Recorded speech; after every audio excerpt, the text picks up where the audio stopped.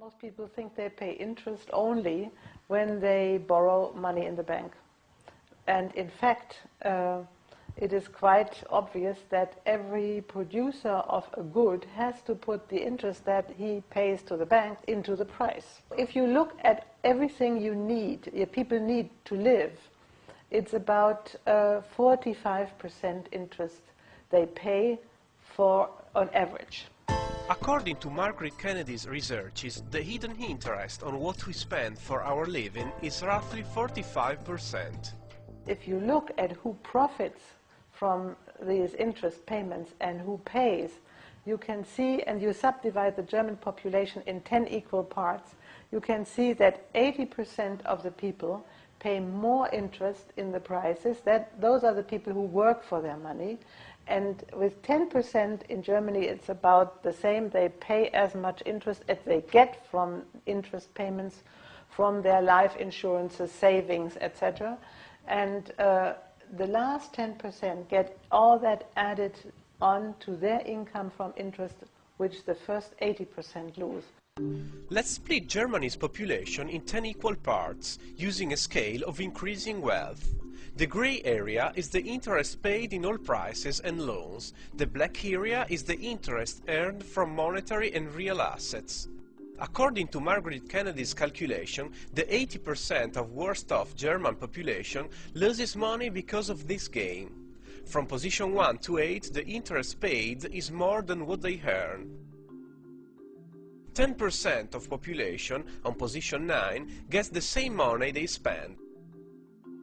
The remaining 10% gets all that interest which the former 80% lose. So we have a constant redistribution mechanism in our money system.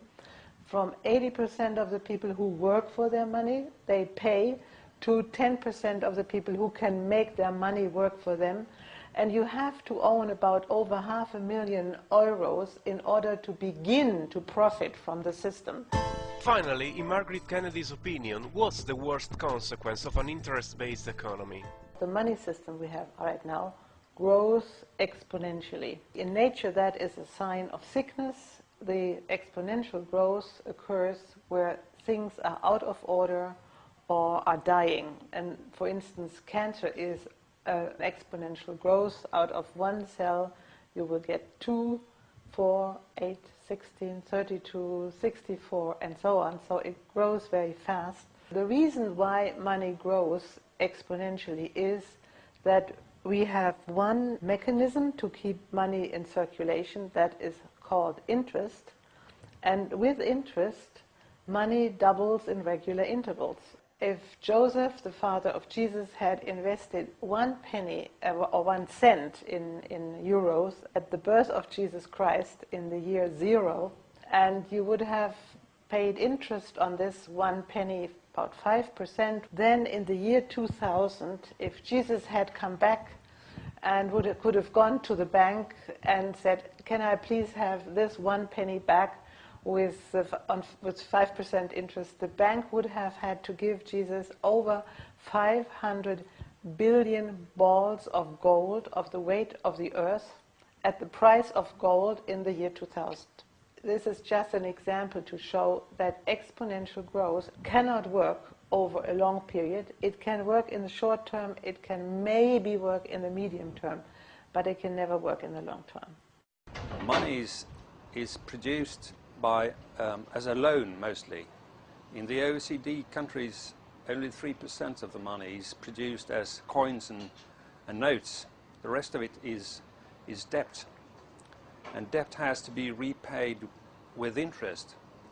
To avoid getting inflation, everything you use money for has also to grow at the same pace as you increase the money. And money has to be increased because you need to repay earlier years' debts with interest. What are the problems with an interest economy? The main problem is that it forces people to borrow more money each year in order to pay the interest on the loans they already have. if you don't do that, you have to cut your other expenses in order to pay the interest. And this means that you have to choose between exponential debt growth or an rapidly increasing unemployment. Now in September the European Central Bank is going to raise again the interest rate on money. Yes. And they say to counteract inflation. yes, and this is quite wrong. I've myself done statistical research about that in Sweden during a period of 20 years, and it very clearly shows that about 4 months after you have raised the interest, you get the top of inflation or price increase, and then after about between 8 and 9 months after a raise of interest, you get an increase in the unemployment, and this will have an impact on the prices downwards, but this downward is not so big as the initial rise of the prices. If you rise the interest by 1%, you will get an increase in inflation about 0.5%.